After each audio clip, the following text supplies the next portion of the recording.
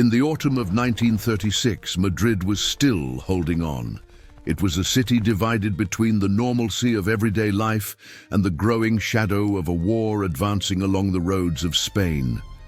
Just a few months earlier, a military coup had fractured the country, and now nationalist columns were marching toward the Republican capital, supported by aircraft and tanks from Hitler's Germany and Mussolini's Italy.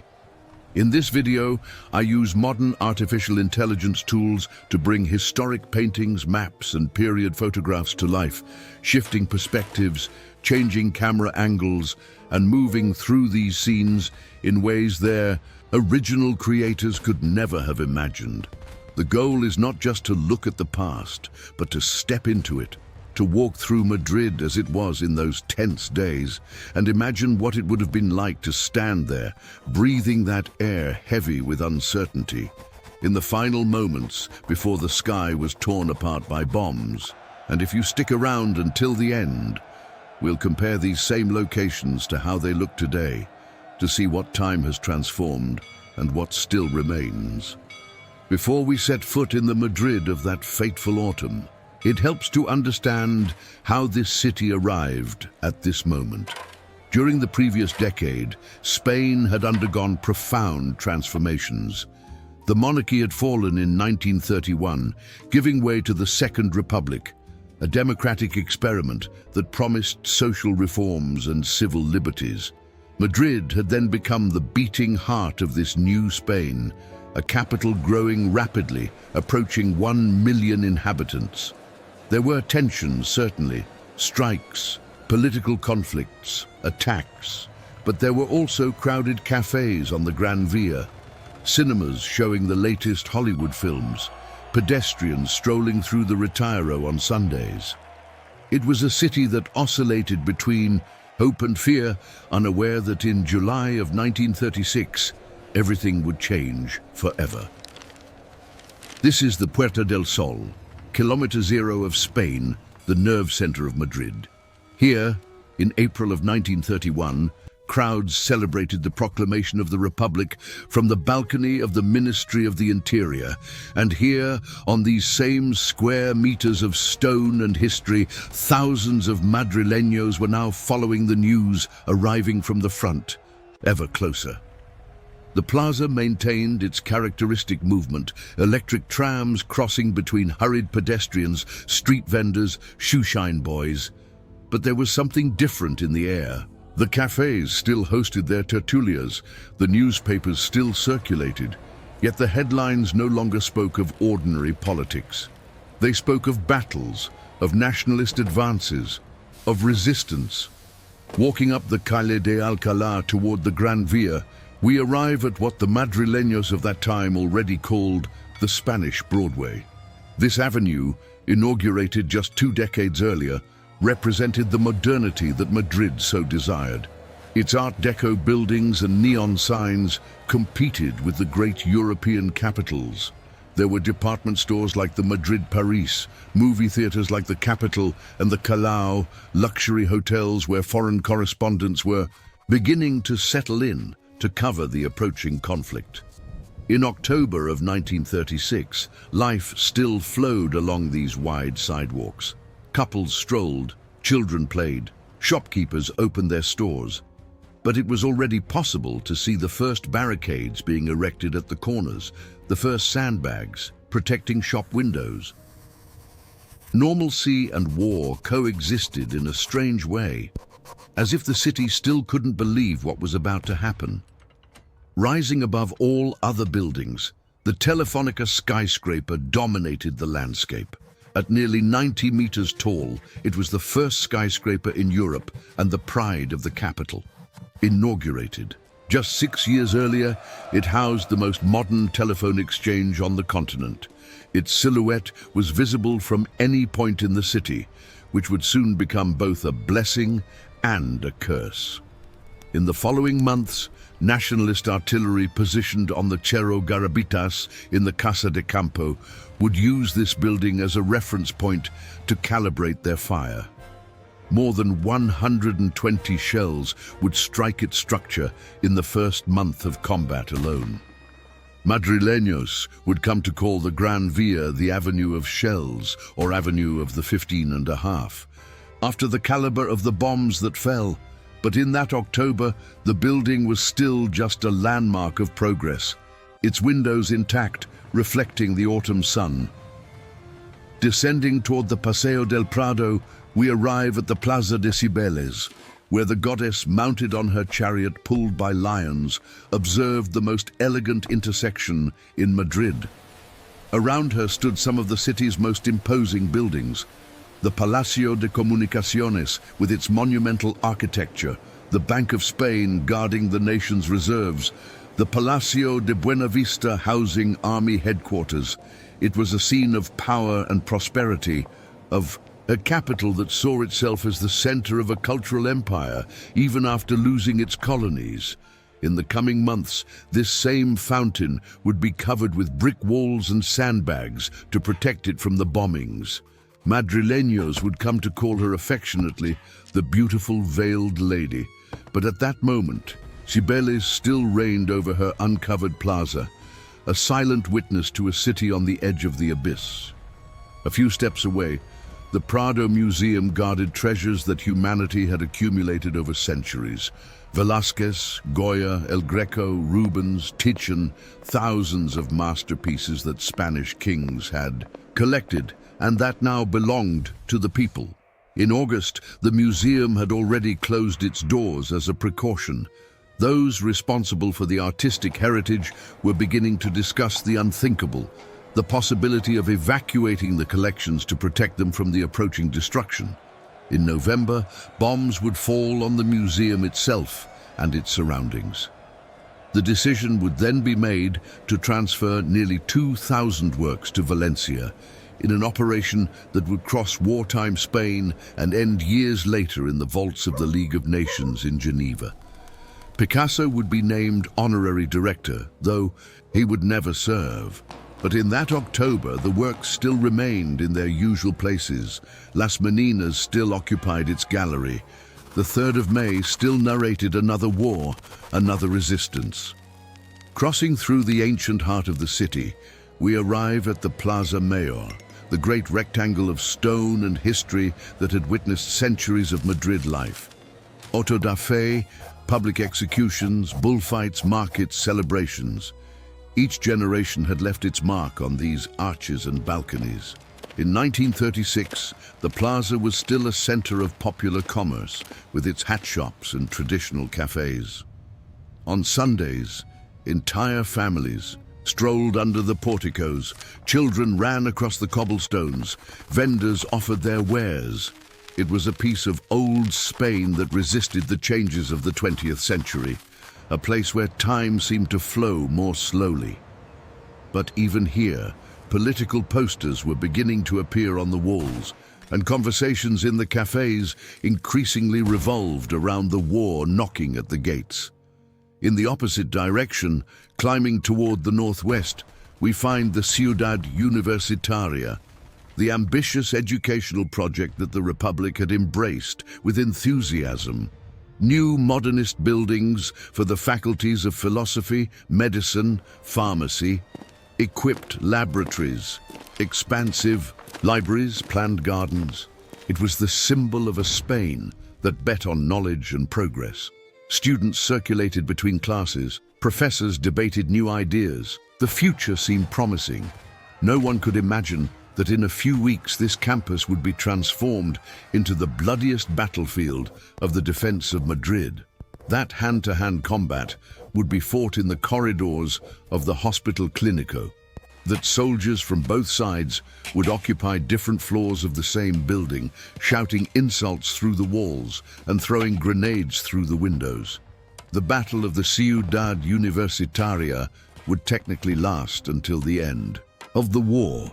Nearly 3 years of trenches where there had once been classrooms. Returning to the center, we pass the Cuartel de la Montaña, which in July had been the scene of the first decisive confrontation in Madrid. There, rebel troops had entrenched themselves, waiting for reinforcements that never came. The civilian population, hastily armed, had stormed the barracks after hours of combat. It was there that Madrid decided its fate, at least for the moment. The barracks now remained partially destroyed, a constant reminder of the price of resistance. Militiamen passed before it on their way to the front, some veterans of that first combat, others recruits who barely knew how to hold a rifle. War transformed ordinary people into soldiers from one day to the next, and Madrid was the school where they learned to survive. In the Casa de Campo, the great park west of the city that had been royal property until the Republic, military preparations were already underway. Trenches were being dug among the centuries-old trees, artillery positions were being established on the hills. The Cerro Garabitas, the highest point of the park, would soon be occupied by nationalist batteries that would systematically bombard the city. But in that October, the park still welcomed families seeking fresh air, young couples strolling in the shade of the oaks, children playing by the lake. It was one of Madrid's green lungs, a refuge from urban agitation. In weeks, it would be a war zone, and the Madrileños who strolled there would no longer be able to cross its tree-lined paths without risking their lives. In the Parque del Retiro, on the other side of the city, the atmosphere was different. This former royal garden, opened to the public decades earlier, still maintained something of its aristocratic elegance. The Palacio de Cristal reflected the autumn sky, the Estanque Grande received rowboats, the sculptures of the Paseo de las Estatuas observed passers-by with their stone serenity. It was an oasis of peace in an increasingly tense city. Madrileños came here to forget, at least for a few hours, that war was approaching. They read newspapers on the benches, fed the ducks, chatted about trivial matters. But even here, it was impossible to completely ignore reality. Soldiers on leave strolled arm in arm with their girlfriends, refugees from other cities sought shelter in the surroundings, and the planes that occasionally crossed the sky were no longer just civilian. In the streets of Lavapiés and La Latina, in the working-class neighborhoods south of Madrid, life continued with its characteristic intensity. Markets overflowed with fruits and vegetables. Taverns served cheap wine and generous tapas. Neighbors chatted on balconies while children played in the courtyards. This was where the Madrid working class lived, the factory workers, the artisans, the small shopkeepers. And this was where the Republican resistance found its most fervent base. Unions organized militias, neighborhood committees distributed weapons and supplies, women sewed uniforms and prepared bandages. The cry of "No, pasarán," which Dolores Ibarruri had launched over the radio in July, echoed through these narrow streets with particular force. They shall not pass. Madrid would resist. At the Café Gijón, on the Calle de Recoletos, intellectuals and artists still gathered for their daily tertulias, discussing literature, politics, the fate of Spain. It was a tradition dating back to the previous century, one that not even war would completely interrupt.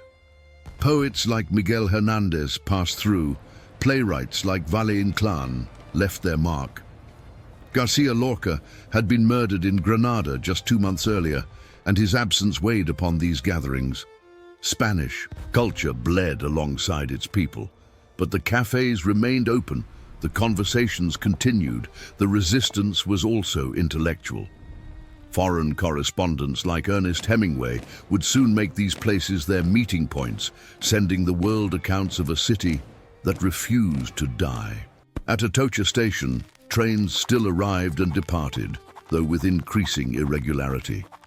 Refugees from other cities disembarked with their bundles and frightened eyes, seeking in the capital a safety that perhaps no longer existed anywhere. Soldiers departed for the front, saying goodbye to family members they didn't know if they would ever see again. The station was a microcosm of the Spanish tragedy, a place where destinies crossed and separated, where hope and despair coexisted on the same wooden benches. The whistles of the trains punctuated the air like sighs from a city beginning to understand the dimension of what it faced. At night, Madrid assumed a different atmosphere. The lights of the Gran Vía still shone, the cinemas still showed their films, the theaters still raised their curtains. But there was something feverish about this normalcy, as if the city wanted to live intensely every moment it had left.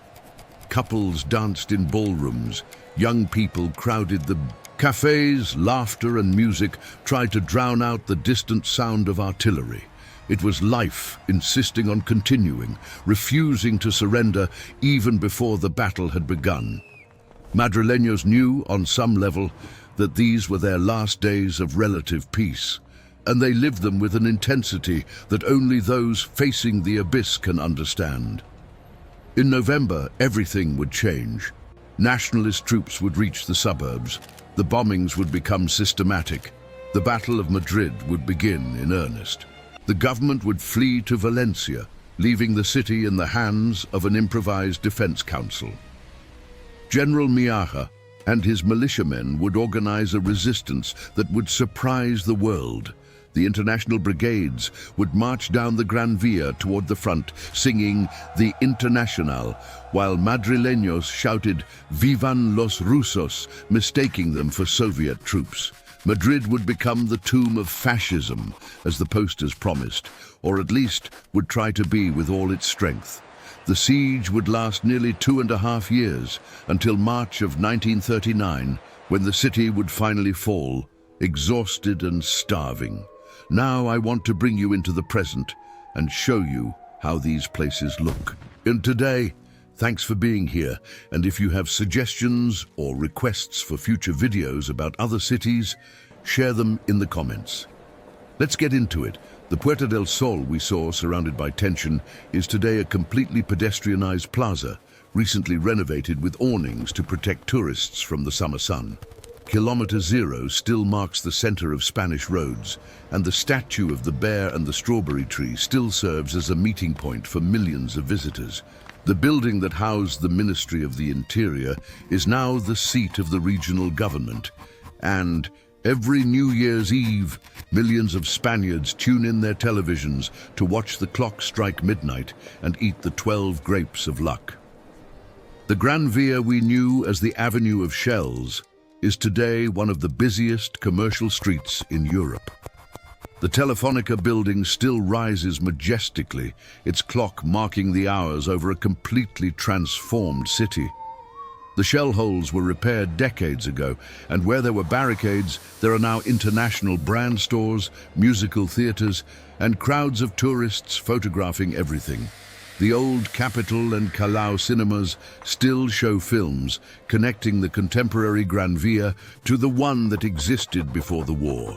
The Fountain of Cibeles, which was covered in bricks and sand to survive the bombings, reigns today uncovered over her plaza, witnessing Real Madrid's title celebrations. The Palacio de Comunicaciones was converted into the City Hall and Cultural Center, with a public viewing deck offering panoramic views of the city. The Civil War damage was repaired in the 40s and 50s, and little remains visible from that dark period. The Prado Museum, which nearly lost its masterpieces to the bombings, is today one of the most visited art galleries in the world. The paintings that traveled across wartime Spain returned intact, and Las Meninas still receives millions of admiring gazes every year. The central gallery we saw, dismantled and protected, now shines with modern lighting, guarding the same treasure that Republicans risked their lives to save. The Ciudad Universitaria, which was a battlefield for nearly 3 years, is today a vibrant university campus where students walk among buildings that bear invisible scars. Some of the turrets that served as sniper positions still exist in the Parque del Oeste, now inhabited by pigeons that nest within. One must look carefully to find the artillery impacts on the walls, discreet reminders of a past the city chose not to completely forget. The working-class neighborhoods of Lavapiés and La Latina maintain something of their original character, Though gentrification has transformed many taverns into modern bars, the Rastro flea market still takes place on Sundays, as it did in 1936, filling the streets with vendors and buyers in search of treasures. The memory of Republican resistance is harder to find here, surviving mainly in the stories that the elderly still tell. The Café Gijón remains open on the same Calle de Recoletos, serving its coffees and tertulias to a new generation of intellectuals and curious visitors. Photographs on the walls remember the writers who passed through, including some who did not survive the war. It is one of the few places in Madrid where the past feels tangibly present, where the chairs hold echoes of conversations that shaped Spanish culture. Madrid today is a modern, vibrant, cosmopolitan European metropolis. Tourists strolling its streets rarely think about what happened there nearly 90 years ago, but for those who know how to look, the signs remain: discreet plaques on bombed buildings, monuments to the victims of Franco's repression, street names honoring combatants from both sides. The Spanish Civil War left wounds that only in recent decades have begun to be openly addressed, and Madrid carries with it that complex history, that divided memory, that past which is still present in so many ways. I really appreciate you watching. Your ideas, input, and constructive feedback really do shape what comes next. Feel free to leave a comment below. Until next time.